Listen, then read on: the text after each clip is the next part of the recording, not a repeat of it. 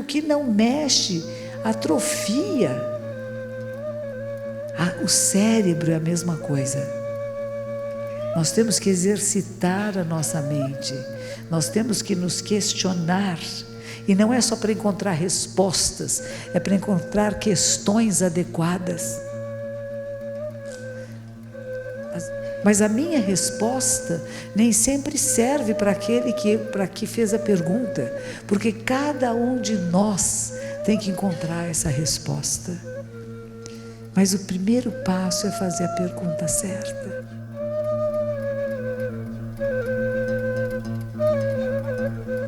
Não é interessante?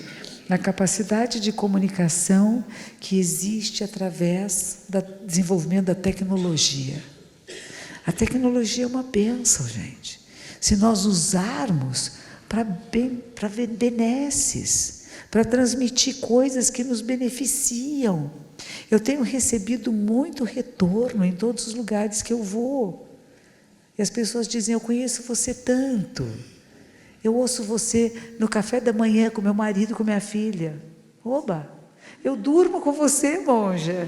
Ai. Eu como com você, eu durmo com você. Porque existe uma possibilidade, não é? Existe uma possibilidade atual que estão usando meios de tecnologia para que as pessoas que têm deficiência visual, ela põe um óculosinho, que esse óculosinho é um mini computador que diz para esta pessoa o que tem à sua frente. Tem um copo, a tal distância de você, tem uma porta, tem um degrau. Para a pessoa que tem deficiência visual poder andar sozinha até sem bengala. Quem tem deficiência auditiva, por exemplo, vai aparecer, você vai ver uma peça de teatro, ouvir a minha palestra, você põe um aparelhozinho assim, uns óculos, e esses óculos têm legenda. Então nós usamos a tecnologia para fazer melhor bem para a nossa vida, e não para fazer bobagem. Então não use, não desperdicem um canal de comunicação maravilhoso que esses nossos celulares nos deram. Facebook, Instagram, sabe? Não é só para pôr eu, né? Mas eu e quem? Eu fazendo o quê? Que mensagem eu tenho a transmitir? E também não fiquem exaurindo a gente com aquelas mensagens, com musiquinhas, vocês aguentam? Vocês não sabem quantas eu recebo. São lindas, mas a gente cansa, né? Tudo que é muito bom até cansa. Então a gente tem que selecionar um pouquinho mais. Eu tenho uma aluna minha que ela tem vários irmãos. Então ela diz assim, vamos fazer um WhatsApp dos irmãos. Ai, que gostoso, né? Ela toda feliz. E ela toda manhã mandava florzinha com bom dia. E o irmão dela disse assim, escute, eu vou sair. Eu uso isso para trabalhar. E você fica o dia inteiro me mandando mensagenzinha de amor, de florzinha, de coisinha. Eu não aguento mais. Acabou o princípio de nós, irmãos, estamos unidos. A gente tem que ter discernimento, sabe? Por isso que a gente fala o Zen, a primeira coisa que a gente trabalha chama-se discernimento correto, que a gente vai chamar de sabedoria. Saber o que você está fazendo, o que você está usando é adequado. Não é só porque é bonito para você que pode ser bonito para o outro. Este ser humano, quem é esse ser humano com quem eu estou interagindo? Eu sou capaz de perceber essa outra pessoa ou eu só percebo a mim mesma? E estou sempre me exibindo. É uma bênção esse Facebook, porque você pode se ver, e você pode ver até as caras que você quer colocar de você mesmo no mundo. Por quê? Por que eu tenho que pôr máscaras? Por que eu tenho que falsificar o meu próprio rosto para apresentar? Uns põem cara de criancinha, já viram isso? Por quê? Porque eu preciso que você goste de mim porque gostam de criança? Se eu for infantil, você vai perdoar as minhas falhas e os meus erros? A gente põe umas caras que assim, eu fico perguntando, por quê? Porque sim, eu tenho inúmeras faces. Cada um de nós tem inúmeras faces. Existe um koan muito antigo que diz o seguinte: qual é a face que você tinha antes de seus pais nascerem? Isso é dado para uma pessoa fazer meditação. Alguns levam 7 anos para entender o que quer dizer isso. Qual é a face que você tinha antes de seus pais nascerem? Qual é a sua face? Aí você vai pôr Wonder Woman, né? A gente pode pôr um monte de faces. Mas qual é a sua face? Quando é que a gente chega na nossa face? A face real, a verdadeira.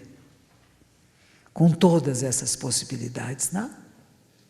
Não é interessante isso? Tem um outro koan que eu gosto muito.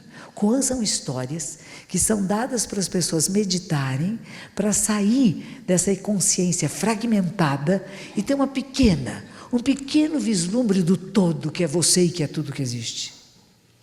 Sabe? Sair do pequenino, como aquele filme que havia, né? O eu maior, né? Sair do eu menor para ir para o eu maior. Um deles é essa. Eu gosto muito. É o primeiro desse meu livro, 108 Contos. É muito famoso, é muito antigo.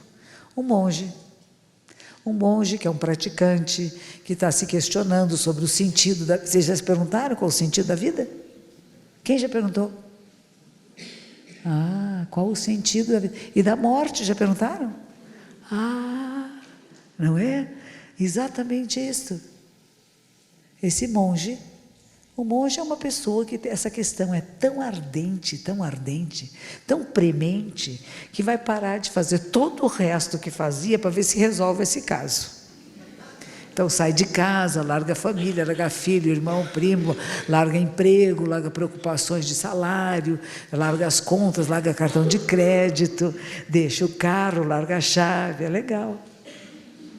Quando eu fiz isso eu fiquei numa alegria, vocês não imaginam. Eu trabalhava no Banco do Brasil em Londres e eu adorava o que eu fazia. Não era ruim, eu gostava muito. Eu fazia balé todas as tardes, eu fazia 3 horas de balé clássico, eu pesava 47 quilos, meu cabelo era compridinho até a cintura. Ai, como era bonitinha. Tinha 30 e poucos anos, tinha um carro muito agradável, morava num apartamento em Hollywood, na montanha estava escrito Hollywood, tinha um cachorro desse tamanho, chamava Joshua, era lindo meu cachorro, tinha amigos, eu era muito feliz, mas eu me questionava muito o que é a vida, o que é a morte, que sentido tem a existência e Deus. O que é isso que chamam de Deus? Existe? De que maneira? Não há de ser aquele senhor barbudo que tem lá no Vaticano, na Capela Sistina, que o Michelangelo desenhou, né? Então, quem é Deus? Onde está? Como se manifesta? Eu posso crer em alguma coisa que eu desconheço? Que eu me questiono se existe ou não? Esses eram meus questionamentos, dos 13 aos 28 anos de idade. Eu fiquei 15 anos me questionando. Para que nascemos, se vamos todos morrer? Que sentido tem a existência? Será que tem sentido? E o que é isso que as pessoas chamam? Minha mãe, que eu achava uma mulher inteligente, agradável, muito querida. Minha avó, que sentava numa cadeira rezando o terço várias vezes por dia, ela era filha de Maria. Meu avô, que era um homem extraordinário e era ateu. Ai, como pode? O que é? Com 13 anos eu falei, eu não vou mais à missa porque eu não entendo a missa. Na minha época era em latim. Eu gostava quando era assim, ite missa est. É a última frase, pode ir, a missa acabou. Foi a frase que eu aprendi da missa, ite missa est, ai que gostoso. E foi minha irmã mais velha que me ensinou. E tinha uma história, né? Porque domingo tinha que pôr a roupa de domingo. Hoje não existe mais, né? Na minha época de criança, tinha que pôr o vestido de ir à missa. Você comprava um vestidinho para ir à missa. E tinha véuzinho na cabeça. Era bonitinho, era gostoso. A minha avó comungava e depois ela me dava um beijinho e dizia assim: esse é um beijinho de Jesus. Ela ainda falava em francês, a danada. Porque ela havia aprendido francês na escola, que era o que se ensinava no início do século XX. Não aprendi inglês, era francês. Os livros que liam eram livros da literatura e dos pensamentos dos filósofos franceses. E a minha mãe dizia que os franceses elaboravam muito a nossa consciência. E quando os americanos e a cultura americana começou a dominar também aqui o Brasil e a cultura e a educação brasileira, ela dizia: que pena, estão simplificando demais, porque queremos atingir o maior número de pessoas, mas nós não estamos mais fazendo com que as pessoas pensem. Estamos dando tudo mastigadinho e pronto. Como isso é lastimável, porque a beleza da mente humana é o raciocínio, e é o questionamento e a dúvida. Olha que coisa! Então essa é um pouquinho a casa e os pensamentos que rolavam lá na família, quando eu começo a me questionar. Até os 28 anos, o que é isto? Aí eu resolvi fazer zazen, que é aquilo que nós fizemos no comecinho. Eu resolvi me sentar em silêncio. Eu comecei a fazer com o Self-Realization Fellowship, que é um grupo do Paramahansa Yoganandaji, um grande mestre indiano. Tem um livro dele que chama Autobiografia de um Yogi. Eu não me lembro nenhuma palavra desse livro. Juro que eu li. Eu não me lembro do livro, mas ele me fez ir a um lugar, eu estava morando em Los Angeles, eu fui morar em Los Angeles, ele me fez ir neste lugar onde tinha seus alunos dando aula de meditação. Eu escrevi para eles, me mandavam lições pelo correio. Hoje em dia a gente tem curso online, não é assim? Naquela época as lições chegavam pelo correio e me ensinavam como meditar, como sentar, como visualizar. Era muito interessante. Mas eu queria sentar em lótus, que essas pessoas estão fazendo aqui, alguns deles. Vocês veem? É difícil. Meu corpo não sentava de jeito nenhum. Doía que de arrebentar, mas eu queria. Sabe, vocês já encasquetaram alguma coisa assim na vida? Eu quero fazer isso, eu faço. É importante isso, sabe? Eu quero sentar em lótus. Aí eu conheci lá em Hollywood, ali perto de onde eu morava, tinha uma atriz que era minha amiga. E eu fui na casa dela e disse: eu quero sentar em lótus. Ela disse: pode deixar que eu ponho sua perna em lótus. Ela disse: senta e estica. Eu ponho a sua se você quiser, quer? Vai doer. Eu estiquei a perninha assim, ela pegou uma perna minha, fez clec. Aí ela pegou a outra e pôs do outro lado, clec. E eu me senti aprisionada. Que prisão, eu quero sair, eu não conseguia tirar a perna. Ela não saía, era medonho aquilo. E ela teve que me ajudar a tirar a perna, não saía. Foi uma coisa medonha, horrorosa. Eu falei: mas é isso que eu quero? Mas era isso que eu queria mesmo. E aí eu parei de ir no Self-Realization porque ela sentava na cadeira. Veja que absurdo. O ensinamento era maravilhoso, era tudo muito bom, mas eu queria sentar no chão com a perninha. Vocês sabem que eu não posso mais agora? Olha o castigo. Olha o castigo. A gente se mete a dizer: só dá para fazer boa meditação se for sentado com a perna em lótus completa. Lótus completa é o pé direito em cima da coxa esquerda, o pé esquerdo em cima da coxa direita, e os dois joelhos no chão. E eu fui fazendo, era dificílimo. Às vezes eu ficava 1 minuto em casa, eu punha um relógio na frente, 1 minuto. Aí quando eu ia fazer meditação no Zen Center de Los Angeles, que era no caminho entre a minha casa e o Banco do Brasil, onde eu trabalhava, eu passava por ali e fazia meditação às 5h20 da manhã, todas as manhãs. Aqui no Brasil eu cheguei e abri uma meditação às 5h20 da manhã. Sabe quantas pessoas vieram? Aí eu resolvi fazer um pouco mais tarde. 6 horas, quantas vieram? Aí eu resolvi fazer um pouquinho mais tarde, 6h30. Veio uma.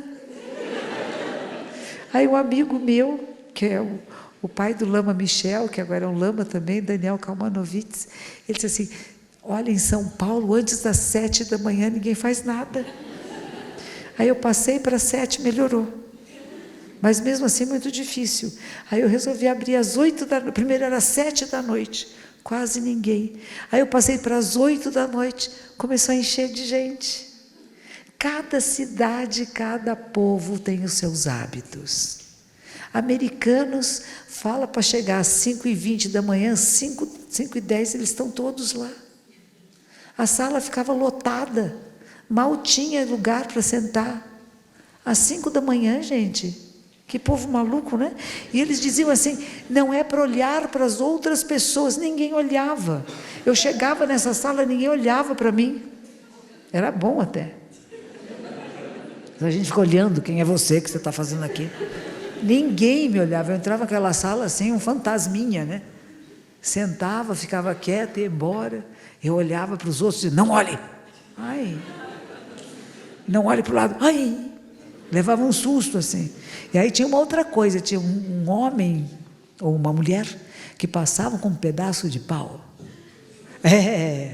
E dava uma paulada no ombro. Pá! No meu não tinham dado ainda. E eu ficava lá: será que vão dar paulada? Não vão dar paulada? E um dia eu peguei muita coragem e disse: eu vou pedir uma paulada. E perguntei: como é que faz para pedir a paulada?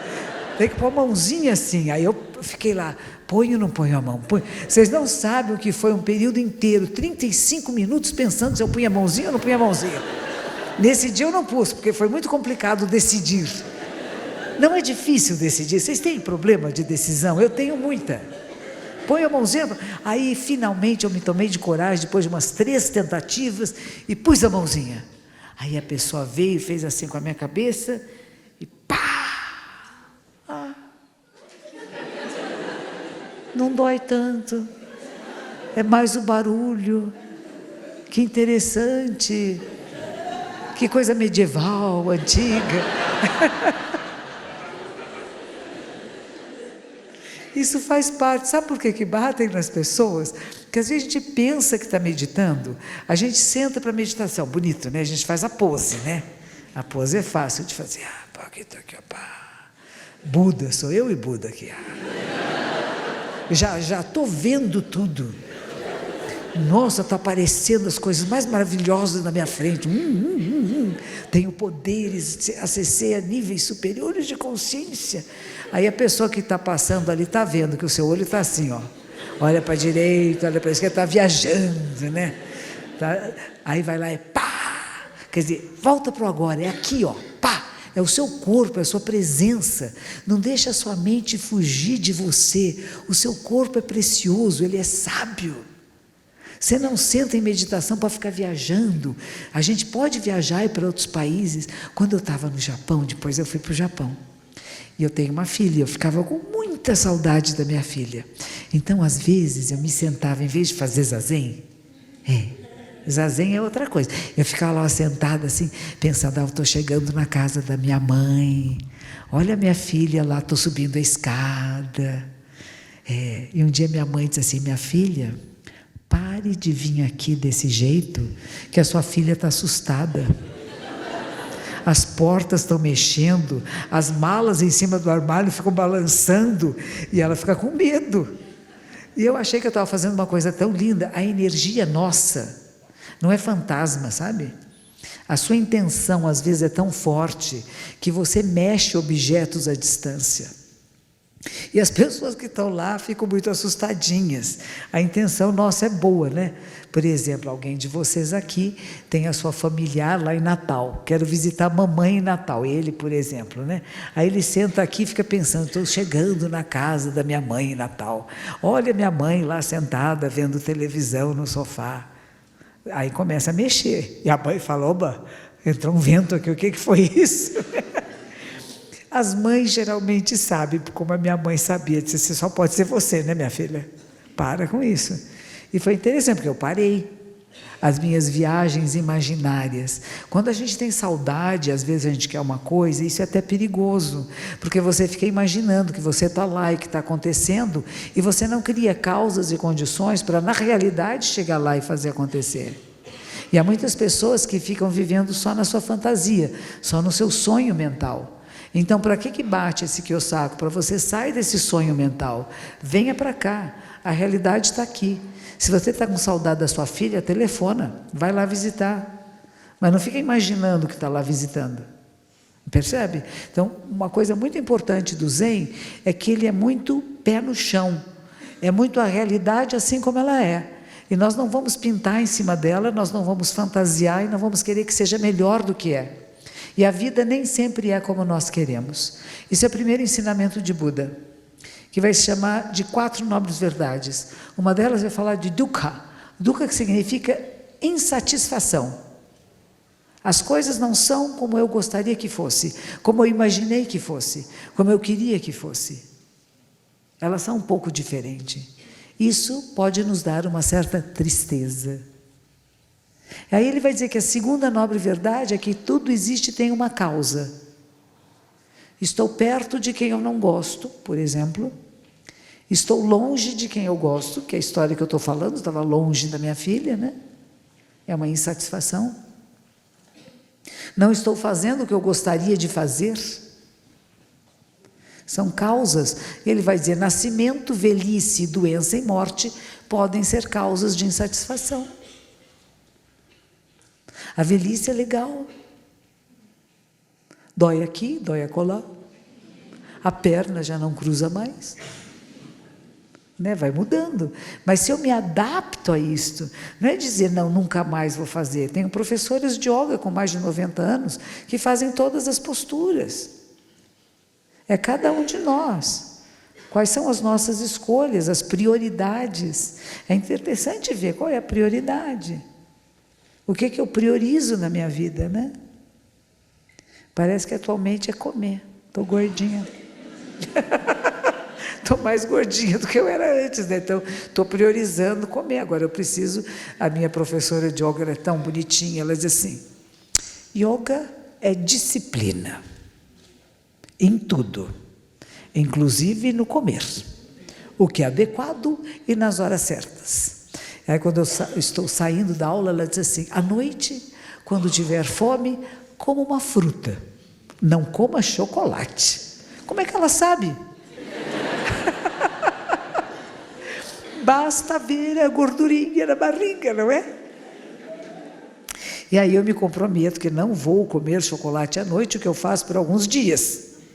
E novamente vem aquela vontade à noite do chocolate. Aí eu só vou comer um pedacinho. Mas é interessante isso, disciplina é importante na nossa vida. Não é que tem uma coisa rígida que eu só posso fazer desse jeito e tem que ser assim. Nós temos que saber quais são os momentos em que a gente pode quebrar um pouco. Mas eu só quebro aquilo que eu conheço e aquilo que eu me propus a ser e a fazer. Esses dias falei num podcast de corrida. Eu acho que correr é muito legal. Eu acho que a atividade física é muito gostoso. Qualquer uma delas, a atividade física é gostoso, gente. No começo, para a gente fazer atividade física, precisa de um esforço, né? Ai, tem que levantar, tem que estar frio de manhã, a cama está gostosa, né? Você tem que... Mas depois que você começa, é só agradecimento. O nosso corpo foi feito para se mexer. Mesmo na cadeira de rodas, não é isso? Tem que mexer. Se eu não mexo sozinho, ele já está se mexendo lá. Se eu não mexo sozinho, eu preciso de alguém que venha me ajudar a mexer. Levanta o braço, porque o que não mexe, atrofia. O cérebro é a mesma coisa. Nós temos que exercitar a nossa mente. Nós temos que nos questionar. E não é só para encontrar respostas, é para encontrar questões adequadas. Mas a minha resposta nem sempre serve para aquele que fez a pergunta, porque cada um de nós tem que encontrar essa resposta. Mas o primeiro passo é fazer a pergunta certa. E às vezes não sabemos. Às vezes a pessoa chega para mim e diz, eu não quero fazer isto. E o que você quer fazer? Não sei. Vamos procurar? O que é agradável? No que você tem capacidade? No que você se realiza fazendo? Porque às vezes a gente coloca o quê? O dinheiro na frente. Mas o dinheiro é consequência de você sentir prazer em fazer alguma coisa. O seu trabalho, que seja lá o que você faz, tem que ser gostoso, sabe? O local que você trabalha é o melhor local do mundo, sabe por quê? Porque você está lá. Sabia disso? Que o lugar em que você está é o melhor lugar do mundo, porque é onde está a sua vida. A sua vida não está lá no outro lugar, não está no outro prédio, não está no outro emprego, não está no outro casamento, não está na outra família. Onde você está é o melhor lugar, porque é o lugar onde você tem a oportunidade de se manifestar, e vou falar de novo, de manifestar-se, e de manifestar a sua natureza essencial, a sua natureza Buda, a sua natureza que tem sabedoria. E mesmo que às vezes você se manifeste com bobaginha, com ciúminho, com raivinha, observe que tudo isto é essa coisa extraordinária que se chama natureza humana. E que você escolhe. Você escolhe que músculos você quer estimular, não escolhe? Você vai na academia? Qual peso que você vai... o cérebro é a mesma coisa. Você pode escolher o que você quer estimular. E tem gente que diz, não, eu não consigo porque eu tenho vícios mentais. Temos vícios. Eu estou treinando com esse povo que está aqui, eles vieram de vários lugares diferentes do Brasil. Eu faço um treinamento intensivo em julho e outro em janeiro. E nós estamos treinando agora a entoar, a cantar sutras. Por quê? Porque cada um deles moram longe. Moram no Rio Grande do Sul, moram em Minas Gerais, moram no Rio de Janeiro, moram em Ribeirão Preto, né? Moram em vários lugares diferentes. Em Curitiba, né? Em São Leopoldo, Petrópolis, Leme, Ipanema, mesmo aqui em São Paulo. E a pessoa sozinha, ela acha que está cantando o sutra da maneira certa. E de repente cria um vício, um hábito, e que não é a maneira certa. E aí quando você vai corrigir é muito difícil. Quando você pega uma pessoa que nunca entoou um sutra, e você diz, é assim que entoa, Namo Karatan no Torayaya, é macio. Agora aquele que estudou sozinho, Namo Karatan no Torayaya Namoria, aí você fala, não é assim, é Namo Karatan no Torayaya. Não é assim, Namo Karatan no Torayaya, Namo Karatan no, não, Namo Karatan no. Até esta menina aqui ficou ontem e hoje a tarde inteirinha tentando tirar vícios. A gente tira. O Zen tira vícios. Não tira. Mas a gente tem que insistir muito. E a gente tem que querer.